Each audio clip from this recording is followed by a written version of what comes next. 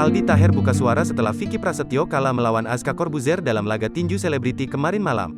Ia menyempatkan diri untuk memberi ungkapan selamat kepada mantan rivalnya tersebut. "Selamat Gladiator juara 2, tulis Aldi Taher, dikutip dari Instagram @alditaher.official, tanggal 31 Maret tahun 2022. Aldi Taher adalah lawan tanding tinju Vicky Prasetyo sebelum Aska Corbuzier. Pertandingan antara Vicky Prasetyo dan Aldi Taher dilaksanakan pada tanggal 27 Februari tahun 2022 silam. Setelah menang telak melawan Aldi Taher, Vicky masih belum puas. Ia kembali bertinju dengan Aska Corbuzier, yang masih berusia 15 tahun, pada tanggal 31 Maret tahun 2022. Laga tinju tersebut berakhir dengan takluknya Vicky di ronde kedua. Aldi Taher sontak mengomentari kekalahan pria yang dijuluki The Gladiator tersebut. Ia menyampaikan kalimat "Selamat Gladiator juara 2" lewat fitur story akun Instagram pribadinya.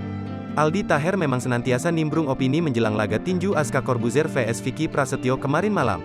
Mantan suami Dewi Persik ini berulang kali mengunggah potret video yang berhubungan dengan event itu ke media sosial. Hal ini ia lakukan sebagai bentuk panjat sosial, pansos. "Izin PANSOS lagu ya, jangan sampai di antara kalian ada yang lari dari ring seperti saya," tulis Aldi Taher, sehari sebelum Aska dan Vicky bertanding. "Sebagai jubir gladiator saya himbau jangan lupa nonton," lanjutnya.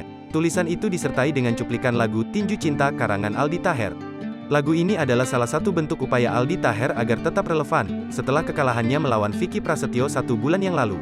Meskipun banyak mendapatkan komentar negatif, gelagat Aldi Taher beberapa minggu terakhir ternyata juga menuai berbagai pujian. Pasalnya, tidak sedikit orang yang bersimpati dengan sosok Aldi Taher yang berjuang demi popok anak. Terakhir dikabarkan, Aldi Taher kembali berulah dengan